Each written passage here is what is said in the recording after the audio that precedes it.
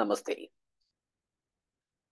ഇന്ന് double barrel മറ്റൊരു വീഡിയോവുമായി നിങ്ങളുടെ അടുത്തേക്ക് വരുന്നു. നിങ്ങളോട് സംസാരിക്കാൻ വേണ്ടി വരും. നമുക്ക് കുറച്ച് നേരം സംസാരിക്കാം. നമ്മുടെ നാട്ടില്, നമ്മുടെ രാജ്യത്ത് ഇന്ന് വളരെ വ്യസനിപ്പിക്കുന്ന ഒരു സംഗതിയാണ് കൽക്കത്തയിൽ നടന്നിരിക്കുന്നത്. ഒരു ചെറുപ്പക്കാരിത്തിയായ 30 വയസ്സ് പ്രായമുള്ള ഒരു പെൺകുട്ടിയെ ഒരു ഡോക്ടറെ ആ ഹോസ്പിറ്റലിൽ വെച്ച്, റെസ്റ്റ് റൂമിൽ വെച്ച് വിശ്രമിക്കുന്ന സമയത്ത് കുറച്ച് നിഷ്ഠൂരന്മാര് അതിക്രൂരമായി ബലാത്സംഗം ചെയ്ത് കൊല ചെയ്തിരിക്കുന്നു. ഏതായാലും അതിനെപ്പറ്റി ഉള്ള ന്യൂസുകൾ കാണുമ്പോഴും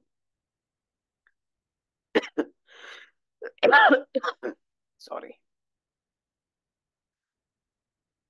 അതിനെപ്പറ്റി ന്യൂസുകളൊക്കെ കാണുമ്പോൾ വല്ലാത്ത വിഷമം തോന്നുന്നു. നമ്മുടെ ഭരണകൂടത്തിന്റെ ആ ഒരു വൺ സൈഡ് ഗെയിം ഉണ്ടല്ലോ, അത് കാണുമ്പോൾ ആണ് അതിന്റെ വിഷമം തോന്നുന്നത്. മമതയൊരു സ്ത്രീയല്ലേ, അതൊരു സ്ത്രീയല്ലേ എന്ന് വരെ തോന്നിപ്പോകുന്നു. കാരണം അവർ ഭരിക്കുന്ന അവരുടെ സ്റ്റേറ്റില് ഇങ്ങനെയൊരു പ്രശ്നം നടന്നിട്ട് ഒരു പ്രഹസനം എന്നോളം ഇന്നലെ ഒരു പ്രകടനം നടത്തുന്നത് കണ്ടു. ഒരുപാട് സ്ത്രീകളെയും കൂട്ടിക്കൊണ്ട് മുൻനിരയിൽ അങ്ങ് നടക്കുകയാണ് മുഖ്യമന്ത്രി. മുഖ്യമന്ത്രി ആരോടാണ് സമരം ചെയ്യുന്നത്? ആ ഇരക്ക് നീതി കിട്ടണമെന്ന് പറഞ്ഞുകൊണ്ട് സമരം ചെയ്യുന്ന മമത ആരോടാ സമരം ചെയ്യുന്നത്? മമതയോട് തന്നെ. മമത എന്ന മുഖ്യമന്ത്രി കൽക്കത്ത മുഖ്യമന്ത്രിയോട് സമരം ചെയ്യുന്നു. എന്തൊരു വിരോധാഭാസമാണ്! അതിൻ്റെ ഇടയിൽ നമ്മുടെ ആഭ്യന്തരമന്ത്രിയോട് സമരം ചെയ്യുന്നു. ആരാണ് ആഭ്യന്തരമന്ത്രി? അതും ആ സ്ത്രീ തന്നെ. അവിടുത്തെ ഹെൽത്ത് മിനിസ്റ്ററോട് സമരം ചെയ്യുന്നു. അതും അവർ തന്നെയാണ്. ഇങ്ങനെയുള്ള എല്ലാ സ്ഥാനങ്ങളിൽ ഇരുന്നു കൊണ്ട് ആ സ്ഥാനത്തുള്ളവർ ചെയ്യേണ്ട നീതിപൂർവമായിട്ടുള്ള കാര്യങ്ങൾക്ക് വേണ്ടി സമരം ചെയ്യുന്നു. ആര്? ഈ സ്ഥാനങ്ങളിലൊക്കെ മുകളിൽ ഇരിക്കുന്നവൻ തന്നെ സമരം ചെയ്തുകൊണ്ട് ഒരു പ്രകടനം നടത്തിക്കൊണ്ട് ഒരു പ്രഹസനമായിക്കൊണ്ട് ജനങ്ങളെ കണ്ണിൽ പൊടിയിടുന്ന ഒരു വൃത്തികേട് കഴിഞ്ഞ ദിവസം കാണാൻ സാധിച്ചു. ഞാൻ തന്നെ എന്നോട് സമരം ചെയ്യുക, എന്റെ ജനങ്ങൾക്ക് നീതി കൊടുക്കണം. എന്താ ചെയ്യുക? ഹൈക്കോടതി വളരെ നിശിതമായിട്ടും തന്നെ അതിനെ വിമർശിച്ചു. അവരെ വിമർശിച്ചു. കൽക്കത്ത ഭരണകൂടത്തിനെ വിമർശിച്ചു. ഇന്നിപ്പോ സുപ്രീം കോടതി സ്വമേധ്യ കേസെടുത്തിരിക്കുന്നു. ഒരു MP പേരിൽ കേസെടുത്തിരിക്കുന്നു. അങ്ങനെ ഒരു സംഗതി ഉണ്ടായിട്ടുണ്ട്. ഈ സമയത്ത് മമത ശരിക്കും രാജിവെച്ച് പുറത്തു പോകേണ്ട സമയം അതിക്രമിച്ചു കഴിഞ്ഞു. ഇന്ത്യയുടെ പ്രധാനമന്ത്രിയും ഇന്ത്യയുടെ ആഭ്യന്തരമന്ത്രി എന്താ ചെയ്യുന്നത് മനസ്സിലാവുന്നില്ല. അതിൽ അവര് കാണുന്നത് എന്ത് രാഷ്ട്രീയമാണ്, എന്ത് സംഗതിയാണെന്നുള്ളത് മനസ്സിലാവുന്നില്ല. ഞാനൊരു BJP-ക്കാരനാണ് അല്ല എന്ന് പറഞ്ഞു. പക്ഷെ ഞാൻ ആ പ്രസ്ഥാനത്തിലൊക്കെ വിശ്വസിക്കുന്ന ആൾ തന്നെയാണ്. പക്ഷെ ഇത്രയും വലിയൊരു നിഷ്ഠൂരമായ ഇങ്ങനെയുള്ളൊരു കൊലപാതകവും ഒരു ബലാത്സംഗവും കൊലപാതകവും ഒക്കെ നടന്നിട്ട് ഇവരെയൊക്കെ തൂക്കിയെടുത്ത് ഇനി അവിടെ നിന്നൊന്നും ചെയ്യാൻ പറ്റില്ലെങ്കിൽ തൂക്കിയെടുത്ത് അങ്ങ് ഈ PFI-ക്കാരെയൊക്കെ കൊണ്ടുപോയ മാതിരി അങ്ങ് എടുത്ത് ഡൽഹിയിലാറ്റം കൊണ്ടുപോയിട്ട് 4 കൊടുത്തിട്ടുണ്ടെങ്കിൽ എല്ലാ വിവരങ്ങളും വരും. അല്ലെങ്കിൽ ഹൈദരാബാദിൽ ചെയ്ത മാതിരി ഒരു എൻകൗണ്ടർ ചെയ്യണം. ചെയ്യേണ്ട സമയം അതിക്രമിച്ചിരിക്കുന്നു. എന്തിനു വേണ്ടി നമ്മുടെ ഭരണകൂടം ഇതിനെയൊക്കെ കാത്തു നിൽക്കുന്നു, ഈ മമതയൊക്കെ എന്ന് എനിക്ക് മനസ്സിലാകുന്നില്ല. മമത ആ നാടിനെ, കൽക്കത്തയെ കുട്ടിച്ചോറാക്കാൻ വേണ്ടി ഇറങ്ങിയ ഒരു സ്ത്രീയാണ്. കമ്മ്യൂണിസ്റ്റ് പ്രസ്ഥാനത്തിന്റെ 10-35 വർഷത്തെ ഭരണം കൊണ്ട് നശിച്ച് ധാരാണക്കല്ല് തോണ്ടി ഒന്നിനും കൊള്ളാതെ അവിടെ ജീവിക്കാൻ പറ്റാത്ത സ്ഥിതിവിശേഷമായ ആ നാട്ടിലെ ജനങ്ങൾ 4 ഭാഗത്തേക്ക് ഓടി രക്ഷപ്പെട്ടു കൊണ്ടിരിക്കുമ്പോൾ അതിൽ നിന്നില്ല എല്ലാം രക്ഷയ്ക്ക് വേണ്ടി വന്ന ഒരു സ്ത്രീയാണിത്. ഇന്നും ജയിച്ചു കൊണ്ടിരിക്കുന്നു. എങ്ങനെ ജയിക്കുന്നു എന്നുള്ളതും ജനങ്ങൾക്കറിയാം. എങ്ങനെ ജയിക്കുന്നു? ന്യൂനപക്ഷത്തിന്റെ ഒരു ഭരണമാണെന്ന് പറഞ്ഞുകൊണ്ട് ബംഗ്ലാദേശിൽ നിന്നുള്ള ആൾക്കാർക്ക് വരെ അവിടെ വോട്ടവകാശം നൽകിക്കൊണ്ട് അവരുടെ വോട്ട് വാങ്ങിക്കൊണ്ടാണ് അവർ ഇന്ന് അവിടെ ജയിച്ചുകൊണ്ടിരിക്കുന്നത് എന്നുള്ള കാര്യത്തിന് യാതൊരു സംശയമൊന്നുമില്ല. അവിടെ NRCയും CAA ഒക്കെ ഒന്ന് നല്ലോണം ഒന്ന് പ്രയത്നിച്ചു കൊണ്ട് അങ്ങോട്ട് അവിടെ നടപ്പാക്കി കഴിഞ്ഞാൽ എണീച്ച് ഓടാനില്ല ആൾക്കാരെ അവിടെ ഉള്ളൂ. അവിടുത്തെ കൽക്കത്തക്കാർ എത്ര ഉണ്ടാവുമെന്ന്, കളികട്ടിലെ ജനങ്ങൾ എത്ര ഉണ്ടാവുമെന്ന് നമുക്ക് അന്ന് കാണാം. യാതൊരു സംശയവും വേണ്ടത്. അപ്പൊ അങ്ങനെയുള്ള ഈ ദീദിയെ ഇന്നും എന്തുകൊണ്ട് ചിലപ്പോ ഈ പിരിച്ചുവിടൽ പ്രക്രിയയൊക്കെ നടത്തി കഴിഞ്ഞിട്ടുണ്ടെങ്കിൽ വലിയ കോലാഹലം ഉണ്ടായിപ്പോ. പക്ഷെ അങ്ങനത്തെ കോലാഹലത്തിനൊന്നും നിൽക്കേണ്ട ആവശ്യമൊന്നുമില്ല. ഒരു 10 എണ്ണത്തിനെ പൊന്തിച്ചങ്ങ് കൊണ്ടുവന്ന് ഡൽഹിയിലിട്ട് 4 കൊത്തുകുത്ത ഇത് CRPയും പട്ടാളമൊക്കെ ഇല്ലേ? ഈ സ്ത്രീന്റെ തോന്നിയാസം കണ്ടിങ്ങനെ നോക്കി നിൽക്കുകയാണോ വേണ്ടത് കേന്ദ്ര സർക്കാർ എന്ന് തോന്നിപ്പോകുന്നു. ആ സ്ത്രീ എന്തിനേയും അഹങ്കാരത്തോടു കൂടി, ഞാനെന്ന ഭാവത്തോടു കൂടി, എന്നെ നിങ്ങൾക്കൊന്നും ചെയ്യാൻ പറ്റില്ല, ഞാൻ ഇന്ത്യയുടെ അകത്ത് തന്നെ വേറൊരു രാജ്യമാണെന്നുള്ള ഒരു ബോധത്തോടു കൂടിയാണ് ആ സ്ത്രീ മുന്നോട്ട് പോയിക്കൊണ്ടിരിക്കുന്നത്. ഇതിനെയൊക്കെ എതിർത്ത് തോപ്പിക്കേണ്ട സമയം കഴിഞ്ഞില്ലേ? അവിടുത്തെ BJPക്കാർക്കൊക്കെ വേറെ എന്താ പണി കൊടുക്കുന്നതല്ലേ? അവര് പാവങ്ങൾ ഇങ്ങനെ അടി വാങ്ങി ചത്തിട്ട് എന്താ കാര്യം? അവര് 4 ഭാഗത്തുനിന്നും അവരെ അടിച്ചു കൊല്ലുകയാണ് ഈ സ്ത്രീന്റെ ആൾക്കാരും. അതും നോക്കി നിൽക്കുന്നു. ഇങ്ങനെയുള്ള 100 ബലാത്സംഗ കേസുകൾ അവിടെ ഉണ്ടാകും. ഇതിനു മുമ്പ് ഒരു ഇലക്ഷന് നിന്ന സ്ത്രീ തന്നെ അവരെ പിന്നെ ബലാത്സംഗം ചെയ്യപ്പെട്ട ഒരു സ്ത്രീ ഉണ്ടായിരുന്നു. BJPക്ക് വേണ്ടി ഒരു സ്ഥാനാർത്ഥിയായിരുന്നു. അങ്ങനെയൊന്നും നിർത്തിയത് കൊണ്ട് കാര്യമൊന്നുമില്ല. ഇതിന് അവർക്ക് ജയിക്കാനായിട്ട് പറ്റിയതുമില്ല. അവിടെയും ജയിച്ചത് ഈ സ്ത്രീ തന്നെയാണ്. അത് ജയിക്കൂ. കാരണം പഴയ തരത്തിലുള്ള ഒരു പോളിംഗ് ആണ് അവിടെ നടന്നുകൊണ്ടിരിക്കുന്നത്. പഴയ കാലത്തെ ഒരു പോളിംഗ് ഉണ്ടല്ലോ. ഇത് പണ്ട് കാലത്ത് പറയുന്നത് കേട്ടിട്ടുണ്ട്. ഈ ലാന്തർ അടയാളത്തിലൊക്കെ നിന്ന ആൾക്കാര് ഇങ്ങനെ ഒന്നായിട്ട് ആ പുസ്തകം എടുത്തുകൊണ്ട് എല്ലാ കോൺഗ്രസ് ലാന്തർ ലാന്തർ ലാന്തർ എന്ന് പറഞ്ഞിങ്ങനെ കുത്തിയിട്ട് അങ്ങോട്ട് ജയിക്കില്ലായിരുന്നു. ബീഹാറിലൊക്കെ അങ്ങനെയായിരുന്നത് കേട്ടിട്ടുണ്ട്. പഴയ കള്ളവോട്ടൊന്നല്ല, മറ്റേ ഈ വോട്ടിന്റെ ഇതൊക്കെ നോക്കാൻ വന്നവരോട് മിണ്ടാണ്ട് അവിടെ ഇരുന്നോളാൻ പറയും. എന്നിട്ട് ഇവര് കണ്ട ഈ ബാലറ്റ് പേപ്പർ എടുത്ത് ഫുള്ളായിട്ട് കുത്തല. അതേ തരത്തിലാണ് ആ മിഷൻ എടുത്തിട്ട് അങ്ങ് കുത്തുകയാണ് ഇപ്പൊ. ഒന്നും ചെയ്യാൻ പറ്റില്ല. ഇങ്ങനെയുള്ള ഒരു സ്ഥിതിവിശേഷമാണ് ഇന്ന് കൽക്കത്തയിൽ നടന്നുകൊണ്ടിരിക്കുന്നത്.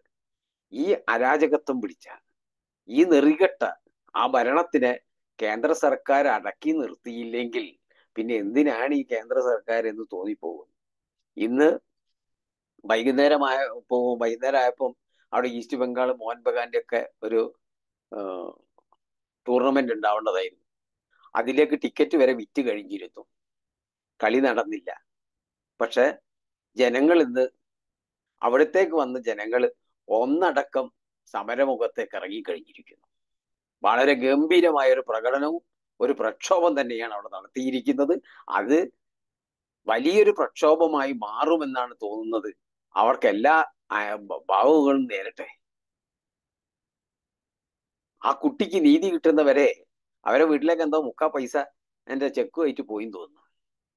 ആ അമ്മ ആട്ടി പറഞ്ഞയച്ചോ സംശയമുണ്ട്. സംശയമല്ല, പറഞ്ഞയച്ച്. നിങ്ങൾ നക്കാപ്പിച്ചൊന്നും വേണ്ട. ആ കുട്ടിക്ക് അവർക്ക് വേണ്ട എല്ലാ നീതിയാണ് ലഭിക്കേണ്ടത് എന്നാ പറഞ്ഞത്.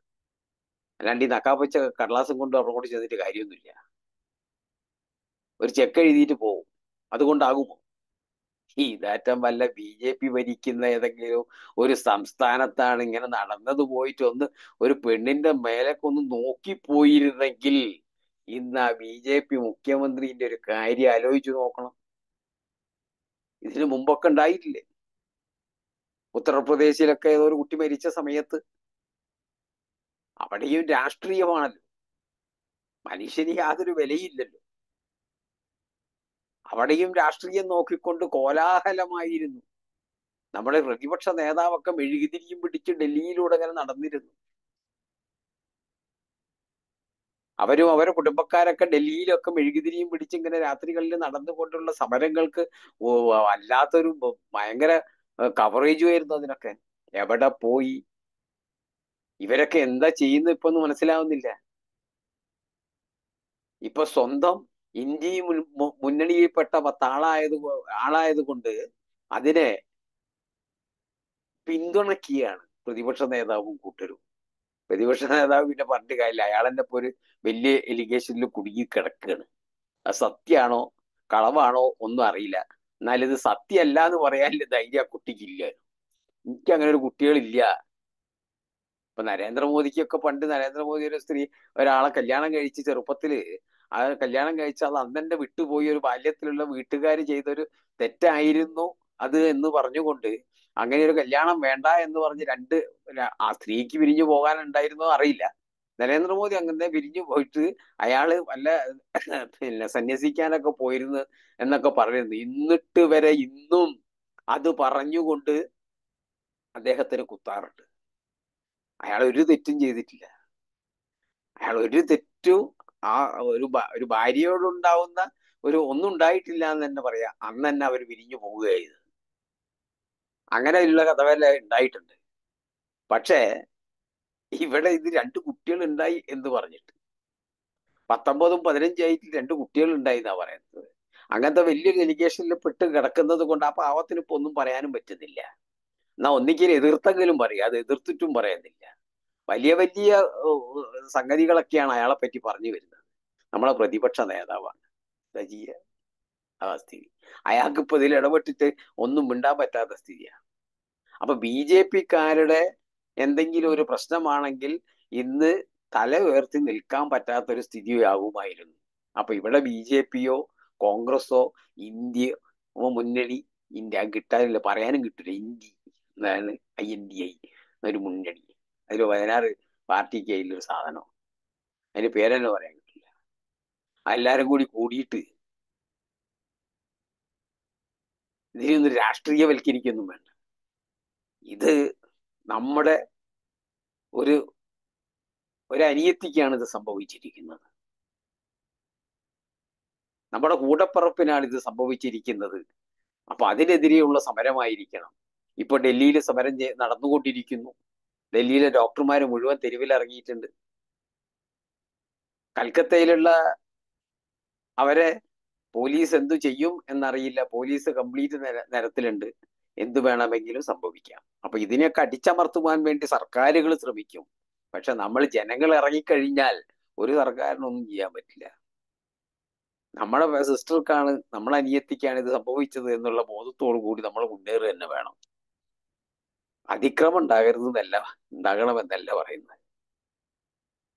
നമ്മൾ സമരം ചെയ്യണം, നീതി വാങ്ങിക്കൊടുക്കണം ആ കുട്ടിക്ക് എന്നുള്ള കാര്യത്തിന് യാതൊരു സംശയവുമില്ല. ഇനി മറ്റൊരാൾക്ക് ഇങ്ങനെ ഒരു പ്രശ്നം ഉണ്ടാകരുത്. അതിനുവേണ്ടി സർക്കാർ ഇനിയും ഉണരണം. ഇതൊന്നും ഒന്നും ചെയ്യാം. ഇതൊക്കെ ഒരു മനുഷ്യന് ഉണ്ടാകുന്ന ഒരു വൃത്തികെട്ട മനുഷ്യന് ഉണ്ടാകുന്ന മൃഗീയമായ ചില സ്വഭാവമാണിത്. അതിനെയൊന്നും തെരഞ്ഞു പിടിക്കാൻ പറ്റില്ല. പക്ഷെ ഒരു സെക്യൂരിറ്റി, ഒരു ആശുപത്രിയിൽ വേണ്ട ഒരു സെക്യൂരിറ്റിക്ക് വേണ്ടിയാണ് ഇപ്പൊ അവര് സമരം ചെയ്യുന്നത്. ആ സെക്യൂരിറ്റി കൊടുക്കാനുള്ള ഒരു ശക്തി നമുക്കുണ്ടാകണം. അതിനു വേണ്ടി ഒരു നിയമം തന്നെ അമെൻമെന്റ് ചെയ്യണം എന്നുള്ളതാണ് ഈ അവസരത്തിൽ പറയാനുള്ളത്. ഏതായാലും നരേന്ദ്രമോദി നീതിക്കെതിരെ ഒന്ന് ഉണരും എന്ന് വിശ്വസിക്കുന്നു. ഉണരാനുള്ള സമയം അതിക്രമിച്ചു കഴിഞ്ഞിരിക്കുന്നു എന്ന് വരെ തോന്നുന്നു. ഏതായാലും നമ്മൾ ഓരോരുത്തരും നീതിക്കെതിരെ ഉണരേണ്ട സമയമായി കഴിഞ്ഞു. എല്ലാവരും ഉണരണം. പ്രധാനമന്ത്രിയും ആഭ്യന്തരമന്ത്രിയും ഇനിയും ഉറങ്ങരുത്. പെട്ടെന്ന് തന്നെ ഉണർന്ന് ഇതിനെതിരെ പ്രതികരിച്ച് എടുത്തു പൊക്കിയിട്ട് ഡൽഹി കൊണ്ടുവന്ന് നാളെ കൊടുക്കണം. എടുത്ത് ജയിലിലാക്കേണ്ട സമയം അതിക്രമിച്ചു കഴിഞ്ഞിരിക്കുന്നു എന്ന് തോന്നുന്നു. അങ്ങനെ ഇന്ന് ഈ വീഡിയോ അവസാനിപ്പിക്കുന്നു ഇവിടെ. നാളെയും ഇതിന്റെ കഥകൾ എന്താണെന്നില്ലത് അറിയില്ല. എന്തൊക്കെയാണ് സംഭവിക്കാൻ പോകുന്നതെന്ന് അറിയില്ല. അതുമായിട്ട് വീണ്ടും നിങ്ങളെ കാണാം. നമസ്തേ.